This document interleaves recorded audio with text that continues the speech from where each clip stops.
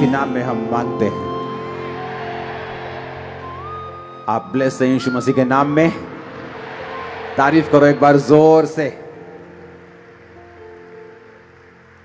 आनंदित हो के नहीं?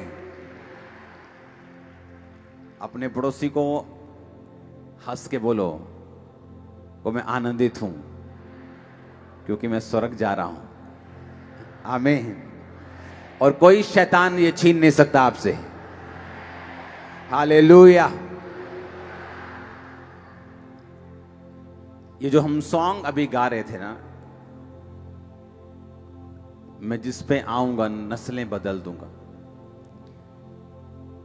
जब एक श्राप किसी व्यक्ति की लाइफ में काम करता है, वो किसी भी तरह का मनुष्य हो, किसी भी जाति का हो, उसमें लक्षण होते हैं कि ये श्राप के नीचे वो क्रोध हो सकता है, वो विरोध हो सकता है, वो उसके परिवार की, उसके पूर्वजों की वो लाइन हो सकती है जहां कोई भी लंबी उम्र नहीं जीता। क्योंकि बाइबल में लिखा, परमेश्वर ने कहा लंबी आयु एक श्राप नहीं एक वरदान है।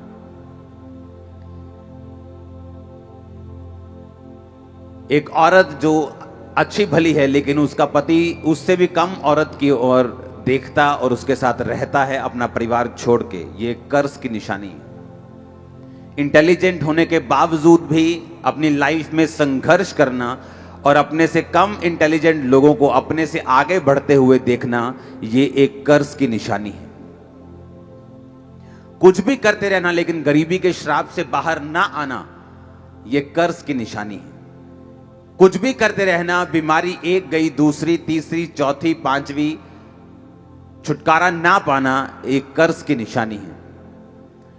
बाइबल में लिखा, इसीलिए जब पुराने नियम में हम देखते हैं, जब परमेश्वर ने मूसा को कहा कि मूसा, व्यभिचार के कारण ये लोग मर रहे हैं, अब तू ऐसा करना, एक सांप को, पीतल के सांप को क्रॉस पर चढ़ा देना। जो कोई मरने वाला, जो कोई सांप का डसा हुआ, जो कोई जस्ट 2, 4, 5, 10 मिनट में मरने वाला है, अगर उस लटके हुए सांप को देख लेगा तो वो मरेगा नहीं। बाइबल में लिखा, मूसा ने उस सांप को क्रॉस पर लटका दिया, और जब कोई सांप किसी मनुष्य को, किसी व्यक्ति को डसता था और वो लटके हुए उस सांप को जो क्रूस पर लटका हुआ था देख लेता था, तो वो मरता नहीं था। ये एक भविष्यवाणी थी। परमेश्वर ने मूसा के द्वारा कहलाया था कि मेरे बाद जो एक भविष्यद्वक्ता होगा, जो परमेश्वर तुम लोगों में लेके आएगा, तुम सब लोग उसी की सुनना। जो कोई उसकी ना सुनेगा वो लोगों में से नाश किया जाएगा। वो अपने पापों में मर जाएगा, अपनी बीमारियों में मर जाएगा, अपने ही बुने हुए जालों में फंसकर मर जाएगा। लेकिन जो कोई उस भविष्यद्वक्ता की सुनेगा, बाइबल कहती है, परमेश्वर ने कहा वो बचाया जाएगा। और परमेश्वर ने कहा मूसा से कि जो कोई तुम्हारे बाद जो भविष्यद्वक्ता आने वाला है उसकी सुनेगा, वो बचाया जाएगा। बाइबल कहती है कि अगर कुर्बानी परमेश्वर यीशु मसीह ने देनी होती तो वो सिंपल कुर्बानी दे देते, तलवार से मारे जाते, या कोई उनका खून कर देता, या कहीं किसी भी और घटना से वो मर जाते। पर बाइबल में लिखा, उन्होंने क्रॉस की मृत्यु क्यों सही, क्यों यीशु मसीह क्रॉस पर चढ़ाए गए। अब व्यवस्था विवरण 21 उसकी 22 और 23 आयत में लिखा, फिर यदि किसी के प्राण दंड के योग्य कोई पाप हुआ हो जिससे वो मार डाला जाए, तो उसके शव को वृक्ष पर लटका देना, और वो शव रात को वृक्ष पर टंगा ना रहे, अवश्य उसी दिन उसे मिट्टी देना, क्योंकि जो लटकाया गया हो वो परमेश्वर की ओर से श्रापित ठहरता है। अब यहां पर परमेश्वर ने कहा पुराने नियम में कि अगर कोई प्राण दंड के योग्य कोई ऐसा पाप करे जिसकी जो सजा हो वो मौत हो, तो उसको लकड़ी पे, वृक्ष पे लटका देना, लेकिन उस वृक्ष पे लटके हुए उस लाश को रात तक रहने मत देना, उसको शाम को ही उतार देना। क्योंकि जो कोई लकड़ी पे लटकाया जाता है वो श्रापित है। जो कोई लटकाया गया हो वह परमेश्वर की ओर से शापित ठहरता है। बाइबल कहती है जब आदम और हवा ने पाप किया तो परमेश्वर ने हवा को श्रापित किया कि तूने परमेश्वर की बात को नहीं समझा, तू श्रापित है। आदम को श्रापित किया, पृथ्वी को श्रापित किया, सभी को श्रापित किया। और बाइबल कहती है आदम के हवा के ब्लड में पाप चला गया, और जब ब्लड में पाप चला गया, जितनी भी उनकी संतानें हुई धरती पर, हर एक संतान जो है वो आदम और हवा के जरिए हुई। और बाइबल कहती है वो कर्स, वो पाप जो था वो ब्लड में लोगों के आगे ट्रांसफर होता गया। इसीलिए लोगों के जो स्वभाव में जो गुस्सा है, जो क्रोध है, जो मार कुटाई है, वो उनके स्वभाव से नहीं जा सकती, क्योंकि बाइबल कहती है वो श्राप के नीचे हैं। वो आदम और हवा के उस श्राप के नीचे हैं जो परमेश्वर ने उनको दिया था। अब बाइबल कहती है जब प्रभु यीशु मसीह क्यों आए, बाइबल कहती है प्रभु यीशु मसीह इसलिए आए कि हमें उस श्राप से मुक्ति दे सकें जो आदम और हवा के कारण हमारे ब्लड में आया। अब पुराने नियम में लिखा कि जो कोई उस क्रूस पर, वृक्ष पर लटकाया जाता है वो श्रापित है। हालेलुया। अब जब प्रभु यीशु मसीह को यह बात मालूम थी कि इन्होंने पाप किया और मुझे इनके लिए कुर्बानी को देना है, ओके, अगर किसी ने मान लो कोई ऐसा काम किया जिसकी सजा फांसी है, और एक व्यक्ति ऐसा आए जो ये बोले कि मैं इसकी जगह फांसी लेने के लिए तैयार हूं, तो वो ये नहीं कह सकता कि मैं मरने के लिए तैयार हूं, मुझे फांसी नहीं दी जानी चाहिए, मुझे और कोई सजा दे दो, मुझे तलवार से मार दो, मुझे कोई टीका लगा दो। ऐसा कोई नहीं कह सकता। अगर उसकी जगह तुमने प्राण दंड लेना है तो जो सजा इस मनुष्य की थी वो सजा तुमको लेनी पड़ेगी। कितनों को ये बात समझ आ गई?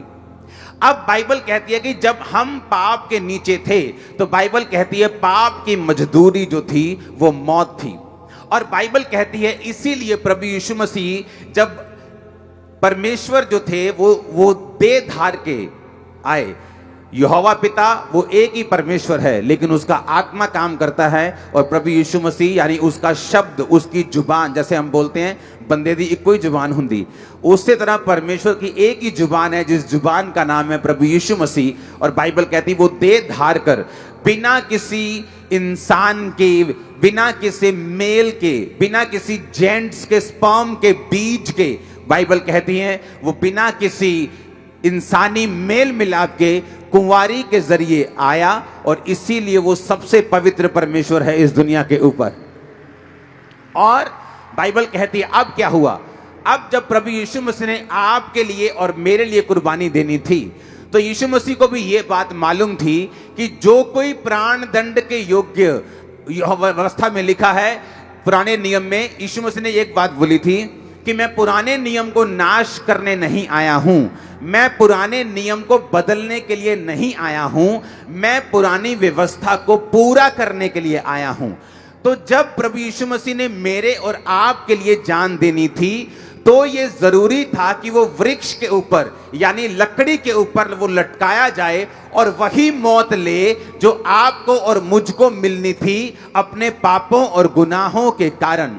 अब बाइबल कहती है जब प्रभु यीशु मसीह को गलातियों 3 उसकी 13 आयत में लिखा, मसीह ने जो हमारे लिए श्रापित बना हमें मोल लेकर व्यवस्था के श्राप से छुड़ाया, क्योंकि लिखा है जो कोई काठ पर लटकाया जाता है वह श्रापित है। अब बाइबल कहती है वो हमारे लिए श्रापित बना। यीशु मसीह ने जब हमारे लिए कुर्बानी देनी थी तो यह जरूरी था कि वो वही सजा को ले जो आपके लिए और मेरे लिए पुराने नियम में यहोवा के द्वारा, परमेश्वर के द्वारा मुकर्रर की गई थी, जो कि क्रूस की, जो कि वृक्ष पर लटकाने की, लकड़ी पे लटकाने की सजा थी। और बाइबल कहती है परमेश्वर ने कहा था कि लकड़ी पर लटकाने के बाद उसको रात तक लटका नहीं रहने देना, शाम को उस व्यक्ति को, उस लाश को उस क्रॉस पर से तुम उतार लेना। गलातियों में लिखा वो हमारे लिए श्रापित बना और उसने हमें मोल लेकर व्यवस्था के श्राप से छुड़ा लिया। जो कोई काठ पर लटकाया जाता है वो श्रापित है। अब जब हम मत्ती 26 उसकी 39 आयत को पढ़ते हैं, जब गतसमनी बाग में, क्योंकि जो मसीह, हमारा मसीही जो लोग धर्म बोलते हैं, हम जानते हैं कि ये एक रिलेशनशिप है, उनको सिखाने के लिए मैं बोलता हूं कि मसीह धर्म। ओके, जो क्रिश्चियनिटी है, जो गतसमनी का बाग जहां पर प्रभु यीशु मसीह ने प्रार्थना की थी, वो आज भी वहां पे मौजूद है। आज भी आप उस बाग में जा सकते हैं। जिन घड़ों में परमेश्वर ने उस पानी को दाखरस में बदल दिया था, वो घड़े आज भी वहां पे मौजूद हैं। जिस पतरस की सास को परमेश्वर ने चंगा किया था, उसका घर आज भी वहां पे मौजूद है। हमारा परमेश्वर जीवित परमेश्वर है, वो साबित करता है यहां पर भी और इज़राइल में भी। अब ध्यान से सुनना, मत्ती 26 उसकी 39 में लिखा, फिर वो थोड़ा और आगे बढ़कर मुंह के बल गिरा और ये प्रार्थना की, हे मेरे पिता, यदि हो सके तो ये कटोरा मुझसे टल जाए, तो भी जैसा मैं चाहता हूं वैसा नहीं, परंतु जैसा तू चाहता है वैसा ही हो। अब प्रभु यीशु मसीह जब थे, वो गतसमनी बाग में थे। लोगों को लगता है कि जब यीशु मसीह ऐसी प्रार्थना कर रहे थे, बाइबल कहती है उनका पसीना जो था वो लहू की बूंदें बन बनकर जमीन पर गिर रहा था। इस लेवल का जो परमेश्वर के ऊपर बोझ था, इस लेवल का।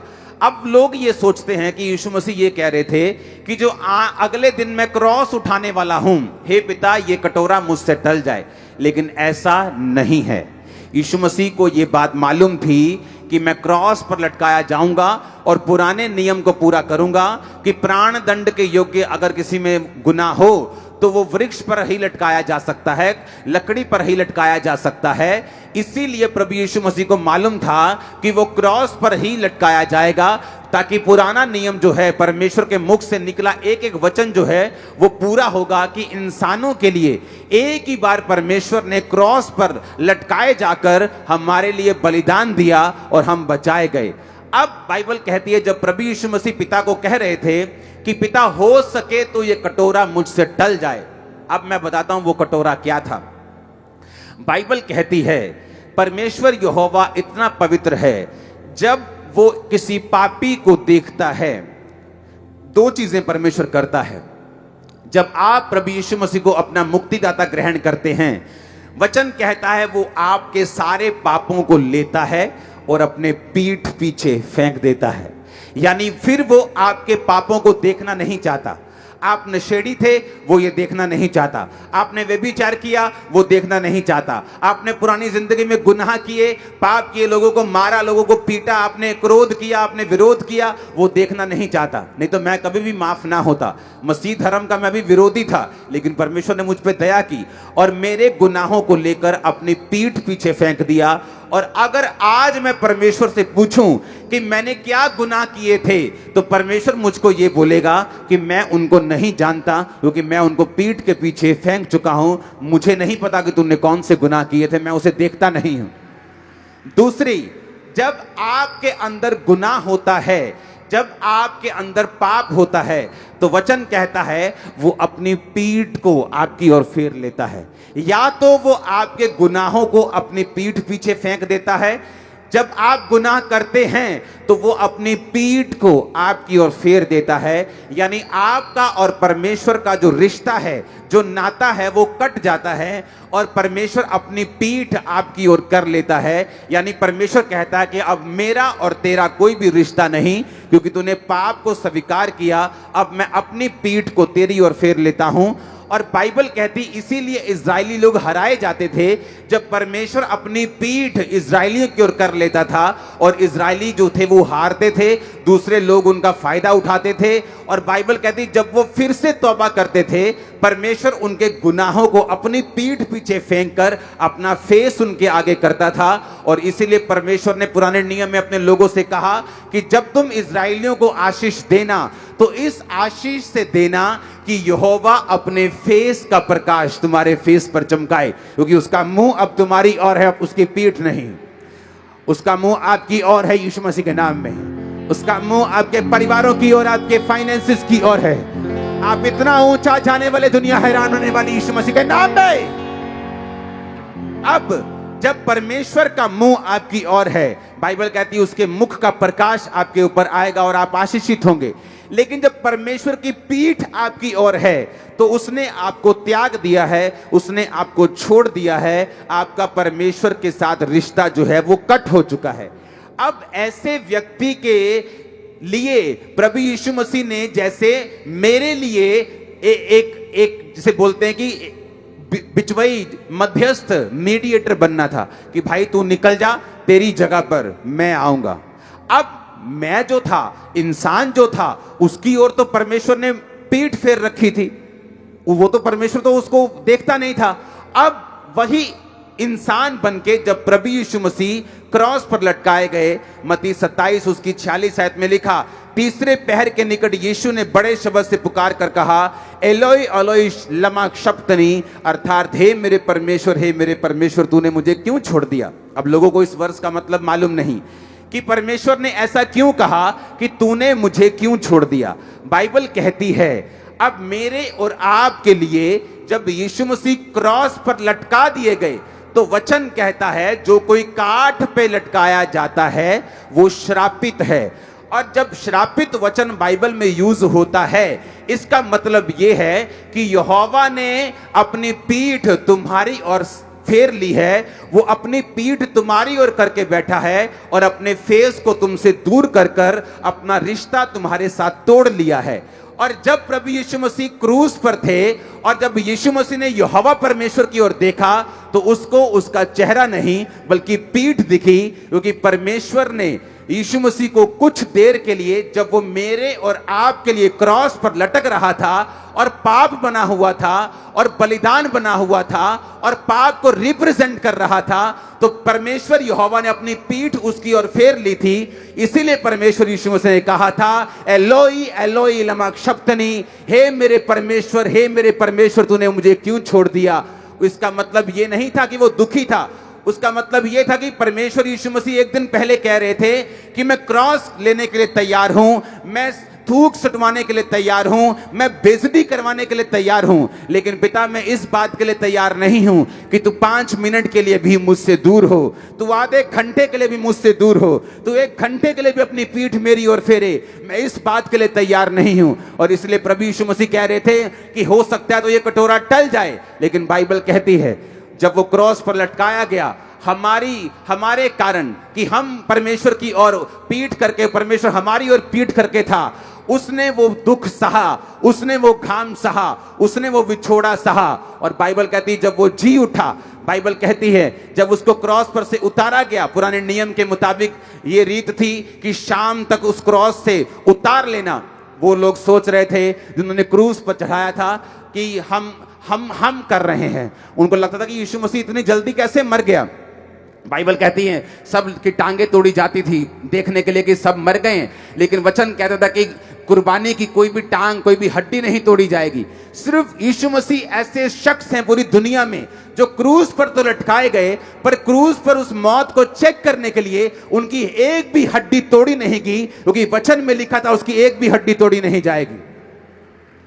और बाइबल कहती है जब यीशु मसीह को उतारा गया तो यह भी वचन पूरा हुआ जो व्यवस्था विवरण में लिखा हुआ है कि उसके शव को रात को क्रूस पर लटके मत रहने देना।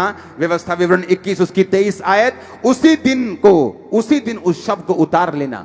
अब हमें यह समझने की जरूरत है कि बाइबल कहती जब प्रभु यीशु मसीह ने मेरे और आपके लिए वो विछोड़ा, वो दुख, वो सेपरेशन जो परमेश्वर यीशु मसीह कभी नहीं कर सकते थे परमेश्वर से, उसको कोड़ों का दुख नहीं था, उसको क्रूस का दुख नहीं था, उसको मालूम था वो इसीलिए पैदा हुए कि सब जातियों के लिए वो अपनी जान दें, पर उनको दुख था कि वो परमेश्वर से दूर होंगे। उनको दुख था कि जब वो इंसान के लिए क्रूस पर चढ़ाए जाएंगे तो उनको कुछ देर के लिए विछोड़ा सहना पड़ेगा, परमेश्वर की पीठ को देखना पड़ेगा। ऐसा सिर्फ एक समय पूरी दुनिया में, जब से ये दुनिया बनी है, लाखों करोड़ों साल जब से भी बनी है, सिर्फ एक मौका ऐसा आया जब यीशु मसीह से परमेश्वर कुछ देर के लिए दूर हो गए। और बाइबल कहती जब वो उतारे गए, जब वो जी उठे, जब जैसे ही वो उतारे गए, जैसे ही वो जी उठे, फिर वो पिता के पास गए।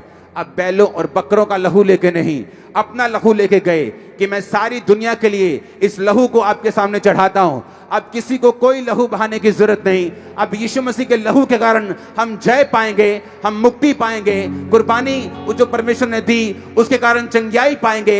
इसलिए तुम ना तो यीशु मसीह की चंगाई को रोक सकते हो, ना तो उसकी साल्वेशन को रोक सकते हो, ना तो उसकी मुक्ति को रोक सकते हो। बाइबल कहती है उसने अपने लहू को परमेश्वर के सामने दिया। जब महायाजक लहू लेके जाते थे साल में एक बार सब लोगों के लिए, तो बाइबल कहती है कोई भी व्यक्ति उनको छू नहीं सकता था। जब वो अंदर परम पवित्र स्थान में जाते थे तो उनके कपड़े के पीछे रस्सी बांध दी जाती थी, क्योंकि अगर वो पवित्र ना हुआ और अंदर जाकर मर गया तो किसी के पास ये अथॉरिटी नहीं थी कि अंदर जाकर लाश को बाहर निकाल सके। उनको मालूम होता था कि अगर महायाजक मर गया तो वो उसी रस्सी से उसको खींच लेते थे। वो इतना परम पवित्र परमेश्वर की हुजूरी में जाते थे लहू लेकर, लेकिन बाइबल कहती हर साल उनको लहू लेकर जाना पड़ता था। अगर एक बार आपके गुनाह माफ हो गए तो हर साल क्यों लेके जाना पड़ता था? बाइबल कहती परमेश्वर ने ऐसी व्यवस्था को इसलिए बनाया ताकि यीशु मसीह के वंश तक, उसके आने तक ये लोग बने रहें, ये लोग खड़े रहें, ये लोग बचे रहें। जब प्रभु यीशु मसीह आए, एक ही बार उसने अपने लहू को बहाया, और जब मरियम उसको छूने लगी, जब उसने जी उठे यीशु मसीह को देख लिया, तो यीशु मसीह ने कहा, मरियम अभी मुझे मत छू। क्यों कहा उसने मत छू? क्योंकि महायाजकों को तुम छूते नहीं जब तक वो अपने काम को कंप्लीट नहीं कर लेता। अब मैं अपने पिता और तेरे पिता के पास जाता हूं, तेरे परमेश्वर अपने परमेश्वर के पास जाता हूं। और बाइबल कहती है यीशु मसीह लहू लेकर गए, अपने लहू को चढ़ाया, एक ही बार में उसने सारे जाति के लिए लहू को बहाया, कुर्बानी को बहाया। अब हमें किसी कुर्बानी की जरूरत नहीं, हम किसी भी और चीज पर विश्वास नहीं करते, उसी ब्लड के ऊपर जो मेरे और आपके लिए यीशु मसीह ने बहाया। आमीन, आमीन। अब आपको समझ होनी चाहिए क्यों यीशु मसीह को लकड़ी की क्रॉस की मृत्यु मिली, क्यों उसने लहू को बहाया, क्यों उसने सेपरेशन को सहा, क्यों ये सब उसके साथ हुआ? ताकि आप बचाए जाएं, ताकि मैं बचाया जाऊं, ताकि मेरे और आपके लिए वो उसी श्राप को, उसी कर्स को अपनी बॉडी के ऊपर, अपने जीवन के ऊपर लेकर, जो मैं और आप परमेश्वर से दूर थे, उस सेपरेशन को भी, उस अलगाव को भी, उस विछोड़े को भी अपने ऊपर लेकर वो हमें परमेश्वर के करीब कर सके। इसलिए आज जो कोई भी जाति, कोई भी व्यक्ति जब ये मानता है कि प्रभु यीशु मसीह तूने मेरे लिए लहू बहाया, तू मेरे लिए मारा गया, गाड़ा गया और तीसरे दिन मुर्दों में से जी उठा, उन्हीं श्रापों से जो आज भी पृथ्वी पर काम करते हैं, वो बीमारियों के श्राप, वो गरीबी के श्राप, वो कलेशों के श्राप, वो सारे श्राप, वो उदासी के श्राप, बाइबल कहती है वो सारे श्राप आपकी जिंदगी से दूर होते हैं क्योंकि आप विश्वास करते हैं कि यीशु मसीह मेरे लिए श्रापित बना, वो काट पर लटकाया गया। एक एक वचन जो यीशु मसीह के जन्म से हजारों साल पहले कहा गया, एक एक वचन जो पुराने नियम में कहा गया, हर एक वचन हमारे सामने और आपके सामने पूरा हुआ। किसी इंसान में इतनी ताकत नहीं थी कि यीशु मसीह को हाथ भी लगा देता। बाइबल कहती जो लोग यीशु मसीह को ढूंढने के लिए आए, बोले कौन है यीशु नासरी? जब यीशु मसीह ने कहा मैं हूं, तो सब लोग गिर गए थे, किसी की हिम्मत नहीं थी पकड़ने की। लेकिन यीशु मसीह ने कहा मैंने तुम्हारे बीच में प्रचार किया, तुम्हारे लंगड़ों को चलाया, तुम्हारे अंधों को आंखें दी, तुम्हारे मुर्दों को जीवित किया, तब तुम मुझे हाथ भी नहीं लगा सके। ऐसा नहीं था कि यीशु मसीह ने कोई 15-20 रफल वाले रखे हुए थे कोई हाथ ना लगा सके। बाइबल कहती वो चेलों के साथ रहता था, लेकिन बाइबल कहती कोई मनुष्य उसको हाथ नहीं लगा सका, उसमें इतनी पावर थी। और राजा ने कहा कि यीशु तू अपने आप को बचा सकता है अगर तू सिर्फ मुंह से कह दे कि जितनी बातें ये बोल रहे हैं ये गलत हैं, क्योंकि इनके पास एक भी प्रूफ नहीं है कि तू पापी है। यीशु मसीह ने कहा इन्होंने मुझे तेरे हाथ में नहीं दिया, मैंने खुद अपनी जान को इनके हाथों में दिया है, और तीसरे दिन मैं खुद अपनी जान को वापस ले लूंगा और इस पूरी दुनिया के लिए जी उठूंगा। और आज तक परमेश्वर जीवित और हमारे बीच में है। आमीन, आमीन। हमें ये बात समझने की जरूरत है कि क्यों उसने कहा, क्योंकि वो सेपरेशन वो मेरे लिए थी। अपने पड़ोसी को बोलो वो अलगाव, बोलो अपने पड़ोसी को वो अलगताई, बोलो वो विछोड़ा, वो सेपरेशन वो मेरे लिए थी, वो तेरे लिए थी। आमीन, वो हमारे लिए थी। और यीशु मसीह ने अपने ऊपर सही, और इसी बात का उसको दुख था। उसको क्रॉस का दुख नहीं था, उसको मरने का दुख नहीं था, उसको दर्द का दुख नहीं था। बाइबल कहती है उसको दुख था कि मैं परमेश्वर से कुछ देर के लिए दूर हो रहा हूं, परमेश्वर कुछ समय के लिए मुझे त्याग देगा, क्योंकि यीशु मसीह को त्यागना जरूरी था। क्योंकि अगर उसे वो ना त्यागता तो ये वचन पूरा नहीं होता कि परमेश्वर पापी को त्याग देता, अपनी पीठ उसकी ओर फेर लेता है। इसलिए उसको त्यागना जरूरी था। और जब परमेश्वर यीशु मसीह को त्यागना जरूरी था तो परमेश्वर का निराश होना और दुखी होना बनता था। हालेलुया। तो इसलिए परमेश्वर ने कहा हे मेरे पिता, हे मेरे पिता, एलोई एलोई लमा शब्तनी, तूने मुझे क्यों छोड़ दिया। हालेलुया। और बाइबल कहती जब परमेश्वर जी उठे, उसको मालूम था कि पवित्र आत्मा ने परमेश्वर की आत्मा ने उनको जी उठाया। और जब मरियम मिलती उसने कहा, अब मैं परमेश्वर के पास जाता हूं, अब तेरे पिता और अपने पिता के पास जाता हूं, अब बैलों और बकरों के लहू से नहीं, अपने लहू के साथ मैं जाता हूं। अब किसी को कोई कुर्बानी देने की जरूरत नहीं, कुर्बानी हो चुकी है। उस कुर्बानी का नाम जीसस क्राइस्ट है। ऊंची आवाज में बोलो यीशु, ऊंची आवाज 7 बार बोलो यीशु।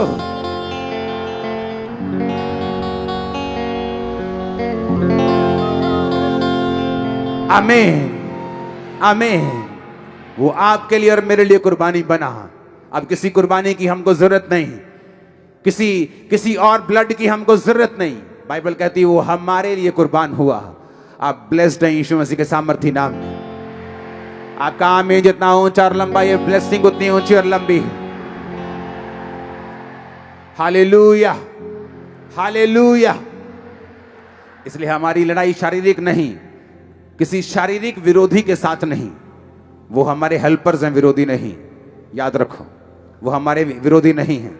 हम उनसे प्यार करते हैं, थे और करते रहेंगे। लेकिन हमारा मकसद क्या है? हमारा मकसद है हर एक रूह तक, हर एक बंदे तक इस वचन को पहुंचाना कि प्रभु यीशु मसीह तेरे लिए कुर्बान हुए। आमीन। अगले थर्सडे व्हाइट कपड़ों वाली मीटिंग है, तैयार रहना। बाइबल कहती है कि व्हाइट कपड़ों में एक बड़ी भीड़ स्वर्ग में दिखाई दी, हाथों में खजूरों की डालियां, कभी कुछ, कभी जयकारे लगाते हुए। वो व्हाइट कपड़े जयवंत होने का प्रतीक होता है। उस दिन आप व्हाइट कपड़ों में आएंगे। अगर कोई नया बंदा भूल भुलैखे आता है दूसरे कपड़ों में भी, तो वो भी आ सकता है, कोई प्रॉब्लम नहीं, उसको बिठाया जाएगा। लेकिन आप सब ने व्हाइट कपड़ों में थर्सडे उस ग्लोरियस प्रेजेंस में, जहां यीशु मसीह मौजूद होंगे और आपको डिलीवर करने के लिए और हील करने के लिए तैयार होंगे। हम सब अपनी अपनी बातें कर सकते हैं, लेकिन काम यीशु मसीह आज भी करते हैं। वो आज भी हील करते हैं, आज भी डिलीवर करते हैं। आज भी आपकी आंखों के सामने वो आपको चंगा भी करेंगे और आजाद भी करेंगे। वो बीमारों को चंगा भी करेंगे और छुड़ाएंगे भी। वो दुष्ट आत्माओं से भरे हुए व्यक्ति को चंगा भी करेंगे और आजाद भी करेंगे। क्योंकि जो वो बोलते हैं वो करते भी हैं। जो बाइबल है वो सिर्फ शब्दों का परमेश्वर नहीं, वो कर्मों का परमेश्वर भी है। वो आज भी हमें छुड़ाता है, सिर्फ बातें नहीं करता, आज भी हमें आजाद करता है। आमीन, हालेलुया। आज जब हम प्रेयर करेंगे आप लोग छुड़ाए जाएंगे, हम प्रेयर करेंगे आप लोग आजाद होंगे, प्रेयर होगी आपकी बीमारियां जाती रहेंगी। आमीन। अब जब थर्सडे प्रार्थना होगी और हम व्हाइट कपड़ों में होंगे, तो एक दर्शन हमारी आंखों के सामने फिट होगा। जब हम हजारों लोगों को व्हाइट कपड़ों में देखेंगे, तो वो दर्शन हमारी, क्योंकि बाइबल में बहुत बार परमेश्वर ने ऐसा हमें करने के लिए बोला है कि कई बार नबियों को कुछ ऐसा करने के लिए बोला, कई बार उनको जमीन पर सोने के लिए बोला, कई बार कुछ थोड़ी सी रोटी और थोड़ा सा पानी ही कुछ दिन पीने के लिए बोला, गोबर के ऊपर खाना बनाने के लिए बोला। बहुत सारी बातें परमेश्वर ने बोली ताकि इजराइलियों के ऊपर एक एग्जाम्पल सेट की जा सके कि तुम लोग अशुद्धता से रोटी खाओगे, तुम लोग थोड़ी रोटी खाओगे, मैं तुमको ऐसा कर दूंगा जब तुम मुझसे दूर होगे। बाइबल कहती है उसी तरह से एज ए सिंबल जब हम उस प्रतीक के रूप में व्हाइट कपड़ों को डाल के आएंगे, हमारी स्पिरिट तैयार होगी कि ये दुनिया हमारा घर नहीं, हम यहाँ मुसाफिर हैं, हम स्वर्ग के वासी हैं, हम वहां जा रहे हैं जहां व्हाइट कपड़ों में लोग हमें मिलेंगे, जहां पर पवित्रता ही, जहां पर रोशनी है, जहां पर अंधेरा नहीं, जहां बीमारी नहीं, जहां रोना नहीं, जहां शादी नहीं, जहां ब्याह नहीं। आमीन। ऊपर कोई शादी नहीं है, ऊपर कोई व्यभिचार नहीं, ऊपर कोई लड़ाई नहीं, ऊपर कोई झगड़ा नहीं, ऊपर बाइबल कहता है कोई अंधेरा नहीं, कोई बीमारी नहीं, कोई आंसू नहीं। उस दुनिया में जाने के लिए हम तैयार हो रहे हैं। बाइबल कहती है अंत के दिनों में जब कलेश बढ़ जाएगा, बहुतों का प्रेम ठंडा हो जाएगा। अपने भाइयों के लिए प्रार्थना करनी है, उनका प्रेम ठंडा ना हो। और बाइबल कहती है जो लोग अंत के समय में जो खरे होंगे वो सोने की तरह चमक जाएंगे। वो लोगों के सामने आ जाएंगे कि ये लोग खरे लोग हैं जो वचन पे खड़े हैं और खड़े रहेंगे। ये टाइम आपके खड़े होने का होगा। ये टाइम परमेश्वर के जो प्यार आपके अंदर है, जो सिखाया गया आपको सालों साल, उस प्रेम को दिखाने का होगा। आमीन।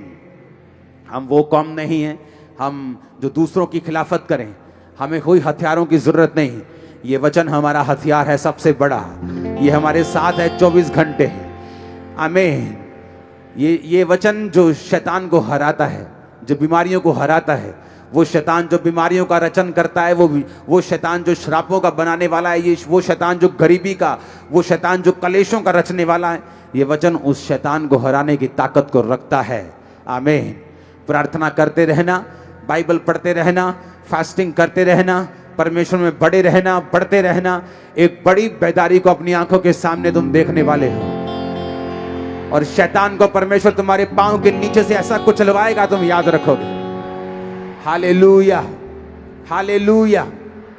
अपने हाथों को उठा, बोलो थैंक यू जीसस। ऊंची आवाज में बोलेंगे थैंक यू जीसस। 10 मिनट गैर भाषा में प्रार्थना करेंगे ऊंची आवाज में।